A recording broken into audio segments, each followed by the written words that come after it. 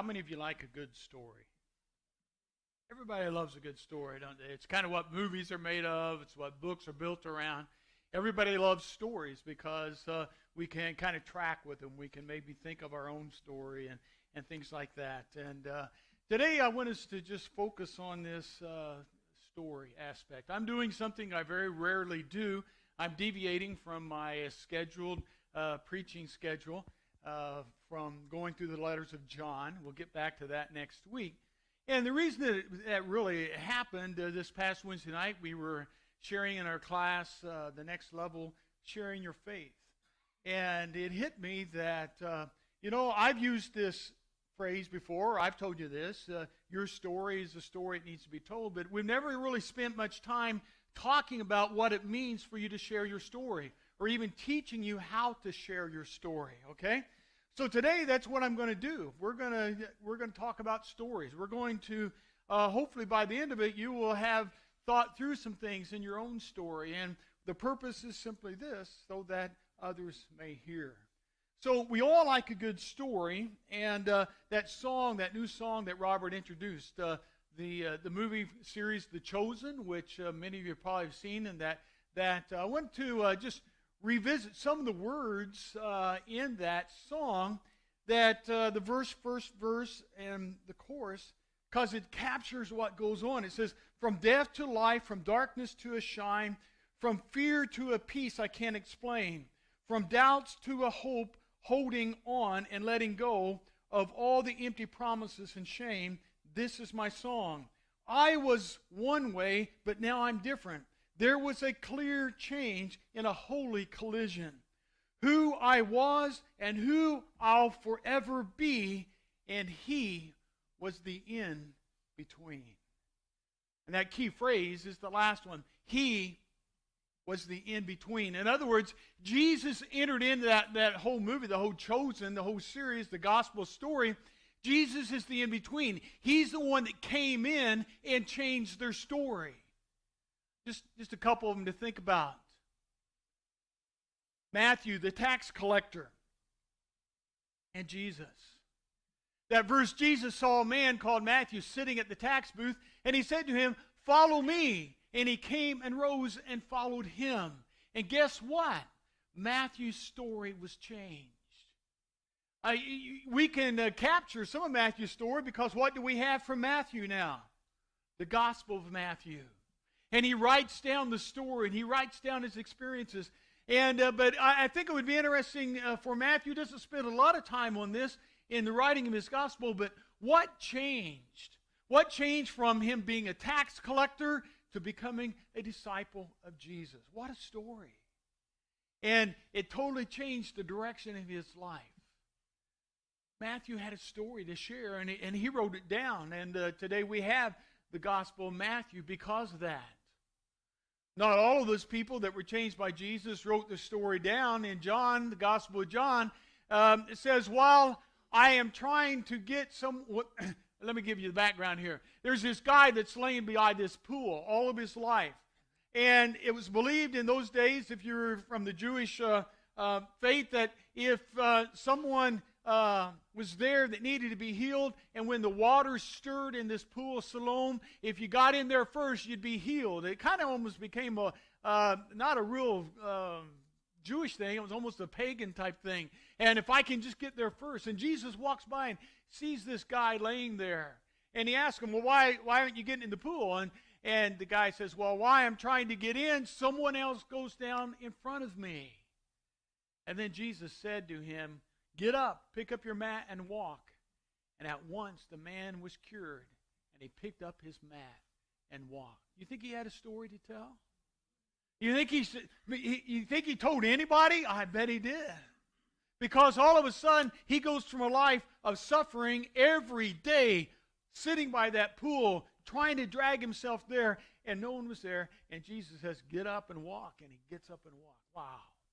What a story. So let me ask you this question.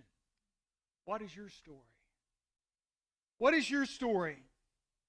You know, people can argue with you about God, about the Bible, about religion, about theology, about the end times, about all kinds of stuff. People can argue with you about those things. But there's one thing, and this is what I've said, there's one thing they can't argue with you about, and that's your story.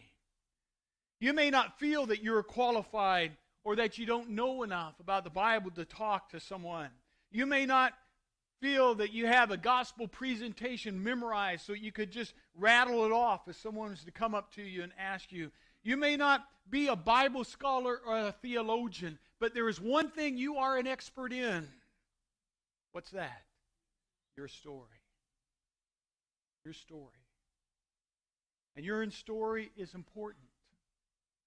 It's important to yourself because it causes you to reflect on your relationship with God.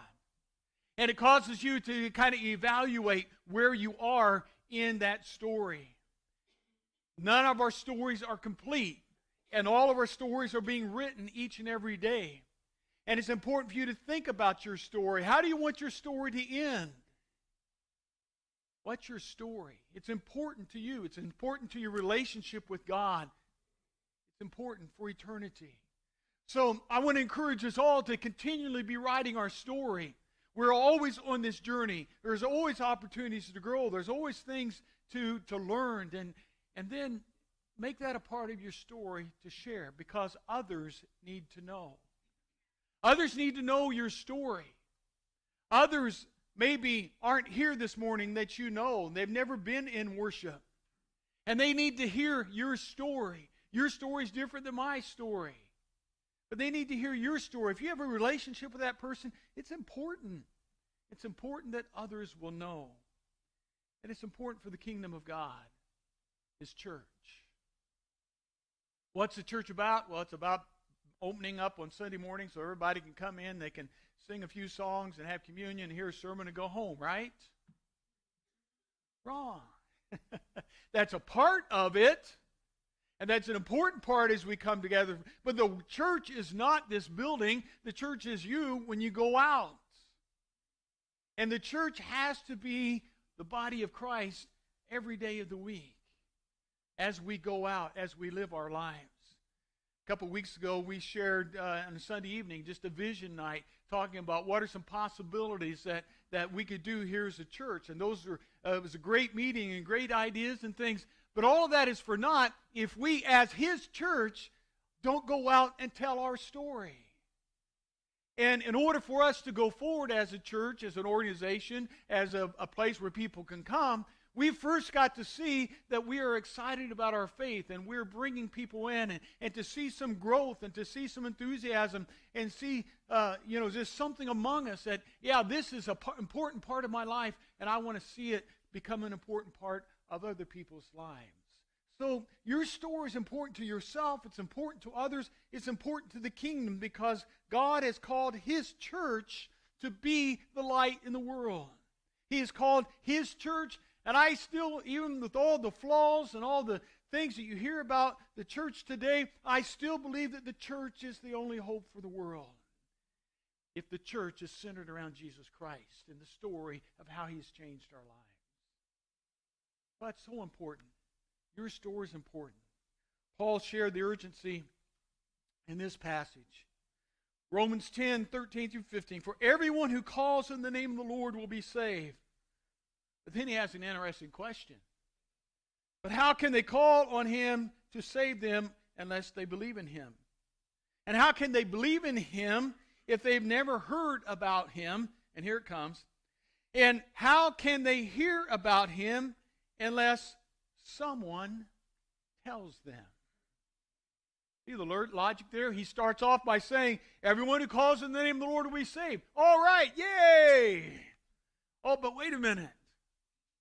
How is someone to call on the name of the Lord if they can't believe? And how can they believe if no one's ever told them? And how can they hear unless someone's shared their story?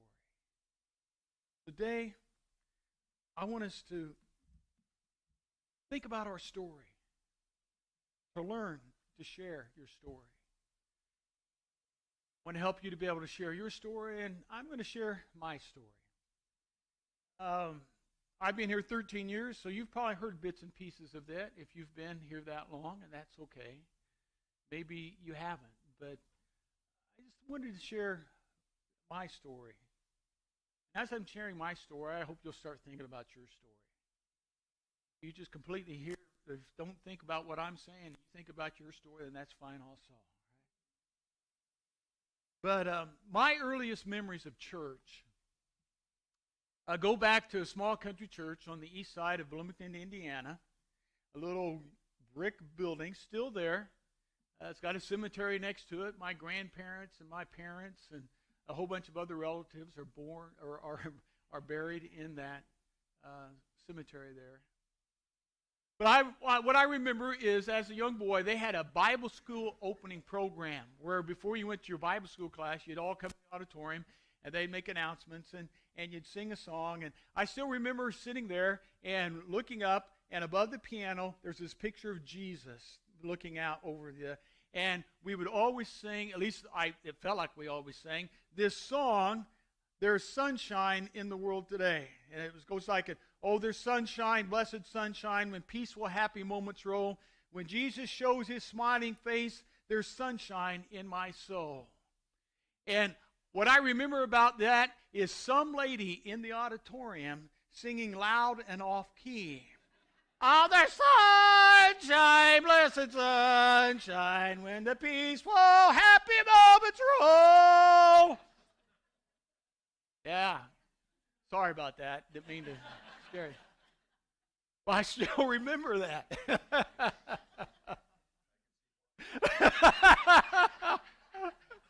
Those of you online, someone said I can see why. Well, that's probably something you'll never be able to get out of your mind, me singing that, right? But it was in that small country church I came to know about Jesus, but I don't know if I really learned to know Jesus. And through a series of things, you look back at it, and unfortunately the church split, and we started going to another church in the town we lived in, about 7 miles outside of Bloomington, Ellettsville. Ellettsville Christian Church was the church, and I went there, and I still remember that first Sunday is the first time I'd ever seen people really take Jesus seriously. I remember this guy coming down the aisle at invitation time, and he was in tears. It wasn't a kid. It was this man. And he went up there and he professed faith in Jesus, and he would baptize him into Christ. And I'm like, wow, that must really mean something. That really impressed me, because the church I came from, even though I'm thankful for small country churches, the only time anyone ever thought about getting baptized was on Easter Sunday, because that's the thing you did. And every Sunday, someone was coming forward and accepting the Lord. And that changed my perspective on, wow, there must be something real about this. And I don't know how long it was. I don't know, I can't give you a calendar, but it came to a point in my life where I said, that's something I need to do. And I remember I waited for my older brother. He was 2 years older than me, and for some reason I wanted him to be baptized before me. We never talked about it, never shared anything about it, but he went forward one Sunday, and the next Sunday, okay, I'm doing it now. And I went and was baptized, and then the church and my faith became real to me. But as so many things in life, and maybe you've experienced this, that sometimes things don't become really real until you face some hard times. Sometimes when things are going good, and we all want the good times to roll, we want all things to be smooth and happy and no problems, but sometimes it's during those times of testings, it's during those times where things aren't going real well, that all of a sudden you begin to understand and realize, I can't handle this on my own. And as a teenager, my mom and dad started to have problems, and they I don't know if they liked to argue, but you would have thought they did, because they did it a lot. And you'd hear them, and I still remember going to bed at night, in tears, afraid of what was going to happen. And the church really became for me a sanctuary.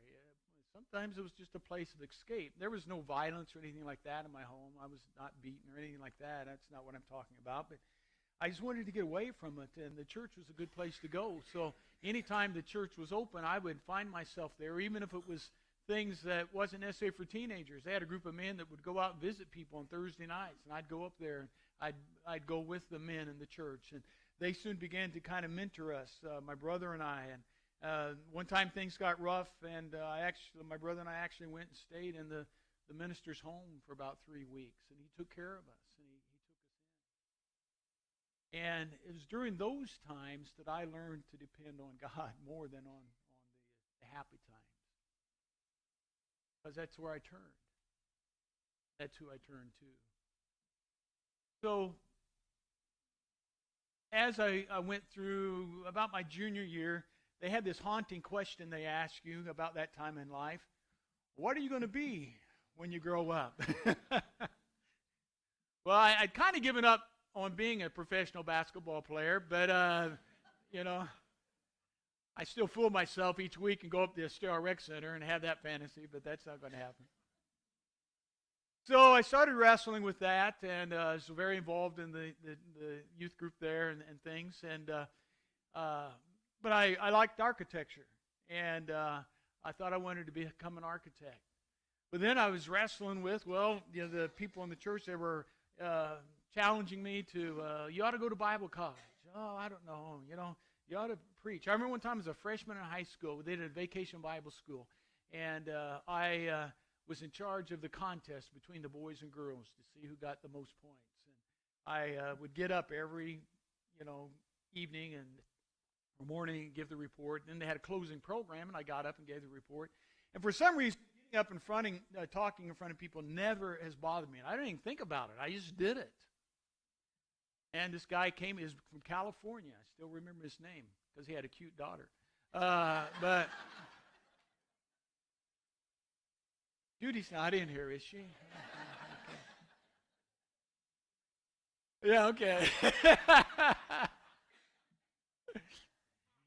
And he said, you know what? You ought to think about being a preacher or going to Bible college.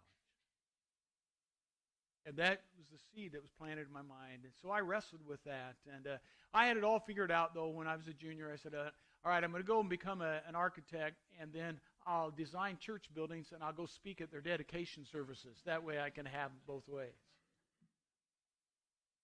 Well, my senior year, through a series of events, God opened some doors, and he closed some doors. And the doors that began to be closed are the ones to go into the field of architecture.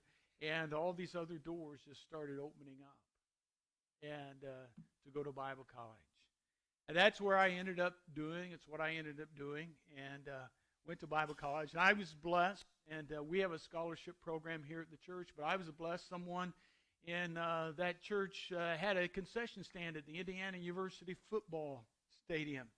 And they put all their profits into a scholarship fund, and they would pay tuition and books for any kid that wanted to go to Bible college. And that's how me and about 15 other kids from that church went. Such a blessing. I don't even know who they are. They didn't know who they were. So went to Bible college, Lincoln Christian College, in the middle of nowhere, Illinois, Lincoln, Illinois. If you throw a dart and you hit the center of Illinois, that's pretty much where you're at. And there's nothing there except corn and soybeans. All right? And I remember walking through campus, and they had these paths, and they looked like black cinder. And I thought, well, that's neat. They put cinder on all these paths. Come to find out, it was black dirt. That's how rich the soil was there in central Illinois. That's why there's so many corn and soybeans. So I enrolled in Bible college and started taking the Bible college classes, and still didn't know exactly what I was going to do. But there was two things I thought I'd never do. One is to be a youth minister, and one to be a minister in a large church. Well, God had different plans, and I did both of those things in Springfield. But during those times in ministry, from that point on, there were times where you're on the mountaintop, like all of you. There were great times, victories. And then there were other times that you're like, wow, I feel like I'm sludging through the valley in knee-deep mud at times. But the one thing that I found is that God never gave up on me. And through those good times and through those bad times, still here today. And there's other stories I could tell you that I've shared. I went through open heart surgery when I was 37. I've shared that before, but that was a life-changing event. When all of a sudden at 37, when you feel like you're at the top of your career type thing, you realize you're not immortal. And you could die. That's supposed to happen when you're 37. And all of a sudden you get a different perspective again.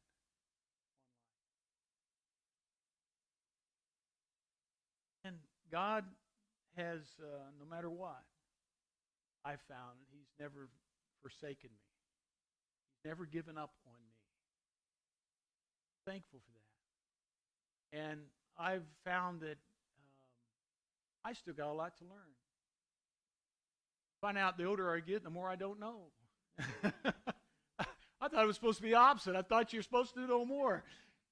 I'm just finding out there's a whole ton of stuff I don't know. But hopefully my story will continue to go on. And He'll continue to work in my heart, in my life, and teach me things that I still don't know. And part of that is just sharing who He is and helping others. So that's my story. I'm sticking to it. It's the only one I got. What's your story? One of the things, there's a bulletin insert there today that it challenges you to look at narrowing that down to a short testimony, short story. Let me just read my 15-second version of what I just told you. As a child, I heard of Jesus, but I did not know Him. I did not know Jesus till I accepted Him, was baptized in junior high. In my teenage years, He saw me through some rough times, and I learned what it meant to depend on Him. It changed the direction of my life. And I've been depending on Him ever since, and He's never let me down. And I still have lots of room to grow. And the whole point of narrowing your story down is that if someone asks you a question or something and you don't have a half hour to sit down with them, you share that quick story, and then you turn to them and say, what's yours? What's your story? And let that conversation be opened up. In the bulletin insert, there is a insert there. And I'm not going to take the time to read it all to you. This is what it looks like you guys can read, but I hope you will take some time.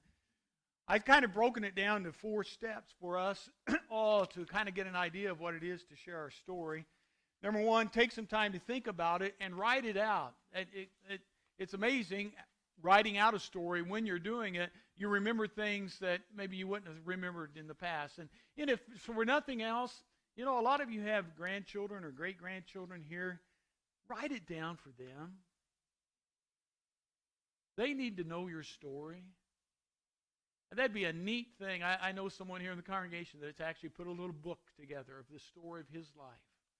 And one of the reasons is he's written that down so he can share it with his grandchildren. And in that, he shares his faith with them. And they may not, not that grandkids don't have time to listen to old folks, but someday they might actually sit down and read that. So write it out.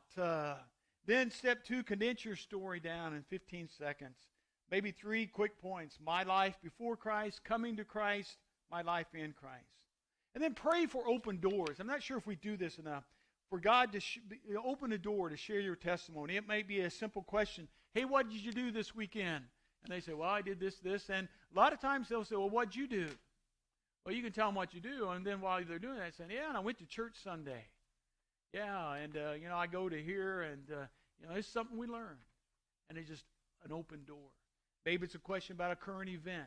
Hey, what did you think? Man, did you hear that about those storms up in the Midwest this weekend? Wasn't that terrible, Boy, I hope that, there's some people there.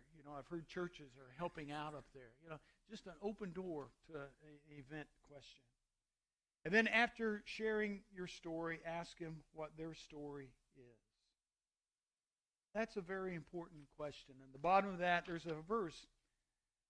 It says, 1 Corinthians 3, so neither the one who plants nor the one who waters is anything, but only God who makes things grow. So, if you are too proud of your story, sorry, it's not about you.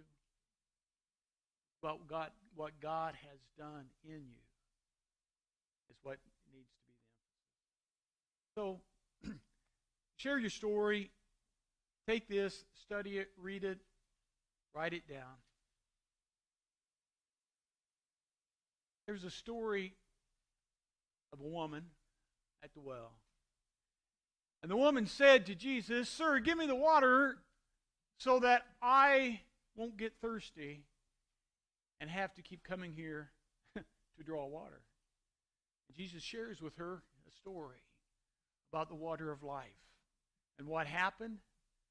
And many of the Samaritans from that town believed in him because of the woman's story, her testimony. What a story she had to tell. What a story you have to tell. What a story I have to tell. That chorus that we sang, I was one way, but now I'm different. There was a clear change and a holy collision. Who I was and who I'll forever be. And he was the in-between. I'm going to go in and sing a couple of songs and just be thinking about your story. Be asking God to help you share your story. If you come to a point in your life where you want to understand more about what it means to follow Jesus, how maybe that's not a part of your story. Down at the end of this hallway on the left is my office. One of our elders will be down there after the service. Or if you have something you want them to pray about, then just go down there and share. And if we need to connect further, we will. But let God speak to you as we sing these songs. So let him write his story